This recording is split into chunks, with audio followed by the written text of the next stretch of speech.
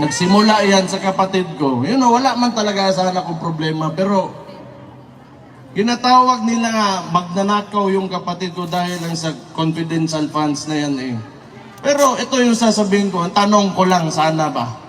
Just to, you know, for the sake of argument, kung ang presidente merong billions in terms of confidential funds, tapos gusto nila impeach yung kapatid ko for 425 million pesos, in terms of amount, who is more impeachable? Ang billion or ang million? Yan, isa yan.